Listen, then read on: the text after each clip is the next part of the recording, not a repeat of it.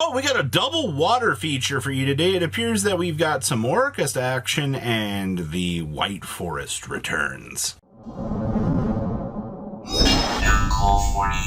Be sure to get smash the crap out of that subscribe button so you guys don't miss out on more awesome content. We're going to be starting off with a double water feature here, and actually both of these water decks ended up taking simultaneously first and second out of their events, which is quite an interesting feat to kind of think about, because water has struggled for quite some time out here, and now suddenly, you know, it looks like this deck is actually kind of getting a decent chance to come back together. Now, this list is actually playing the area, which you can discard this card and another water monster.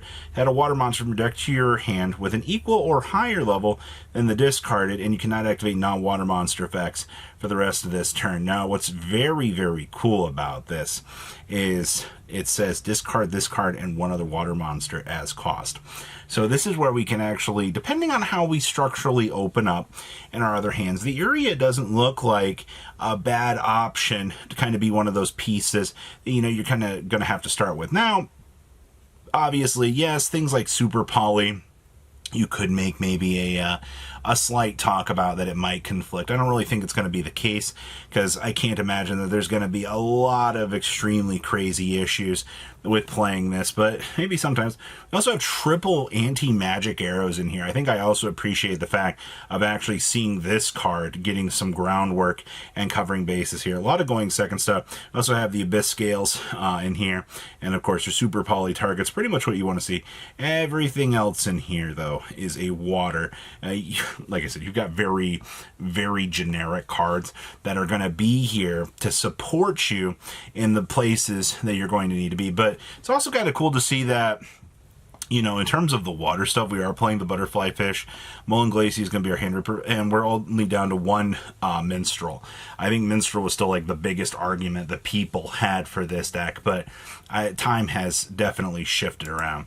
Next up here, we have more water, and as you see a little bit of a shift here, there's no area in here, but we do actually gain the Deep Sea Artisan. Now, Artisan says if added from the deck or graveyard to the hand, you can reveal this card to look at your opponent's hand, and if this card is special summon, you can send the top card of your deck to the graveyard, and then target a level 4 water monster, except for Artisan, and special summon it, but negate its effects.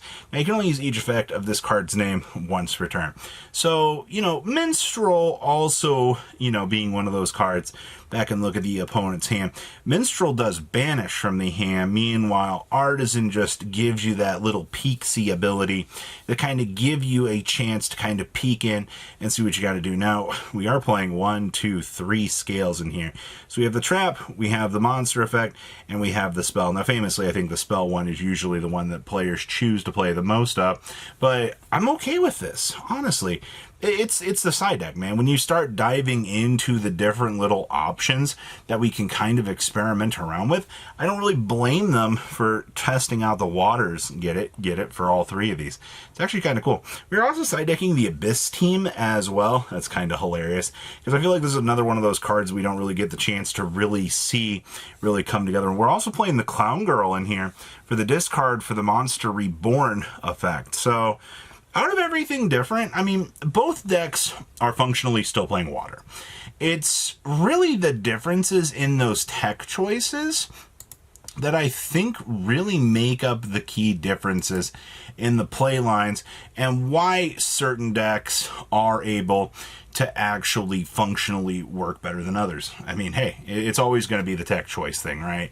Outside of that, I mean, congratulations to both Water Duelists. I'm extremely happy to see that you guys really made a splash on the meta. It's needed to happen for a little while. Next up, we have Orcust. Now, the first thing you are going to notice is, oh, wowie, Robbie, nice Orcust deck. Actually, you know, it's more of a Mitsurugi deck because there's more Mitsurugi cards. Okay, first of all, I'm sorry that I have brought this to your attention. Thanks for your attention in this matter. But I think it is really cool to see that the Orcust stuff is really, really strong in this deck. The fact that Orcust is able to get you access to the Dingrisu, you know, obviously you want to end on the Enlin Grisu here as well, because, I mean, the taking point of the opponent's stuff while actually getting the Crescendo back into rotation, there's a reason why, you know, these decks functionally do work together. So I don't mind that. We do see here that we are side decking the double Cyclone. This has been the thing that has been pretty much loved by most people, especially when you walk into Draco Tail here, being able to, you know, take away their or trigger the spell negate, slam this down, dodge, and basically kind of continue to play the game is exactly what we need to be seeing for this deck. Also, shout out to the Borrelsword Dragon. I think Borrelsword has been one of the stronger game plans that we have been seeing for these decks now. He's almost become a staple because, I mean, just what, one monster plus Borrelsword is usually an OTK on the opponent, especially when, you know, you got Mitsurugi monsters that you can now bring back. And because, you know, Futsu is seeing play here, the other two do kind of come along with this. This is a pretty normal deck game plan now at this point. Just extend out the combo or the engine and get the maximum value that you can. So congratulations to actually seeing Mitsurugi evolving with the game plan here, showing us that this deck is very, very, very scary. We have White Forest with, of course, the 60 card machine. You know, at this point in time, just getting to play the grass to get down all of the crazy advantage that it kind of comes along with, I don't really blame people for playing this.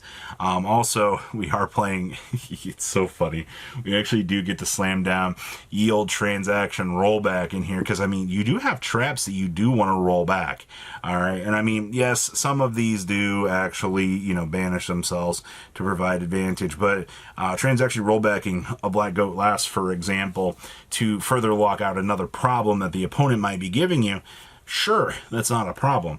In terms of other details, triple Lava Golem, I think, is needed in this deck.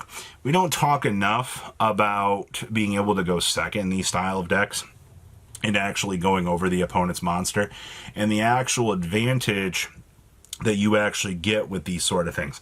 99% of modern era Yu-Gi-Oh! Is about finding a way to break your opponent's board and actually playing safely through any problems that they're giving you. And that's why, like, well, let's draw a couple hands here. Let's see.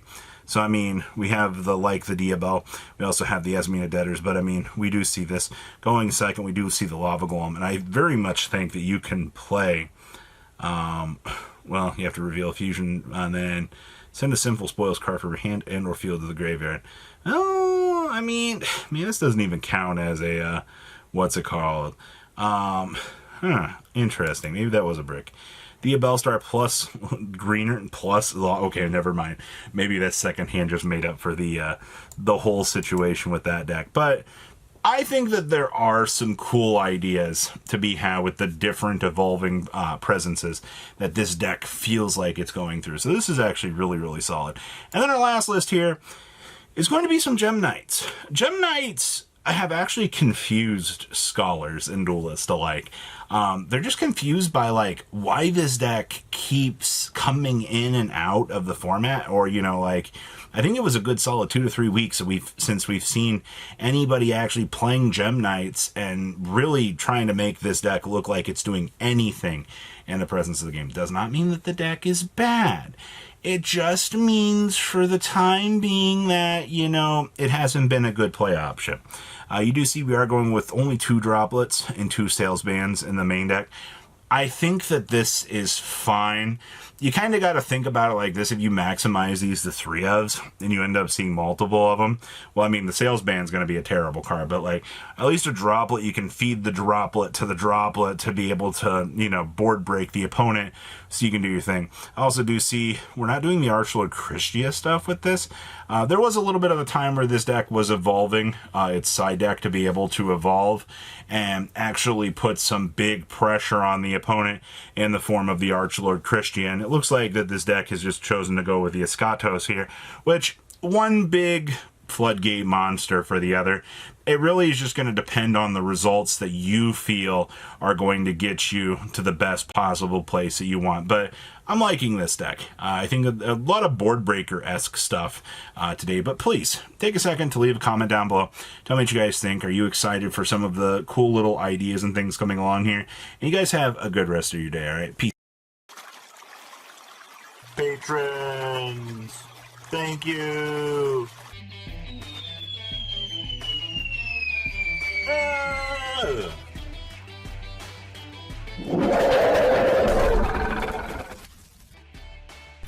Thank you so much for watching. Check out these other videos.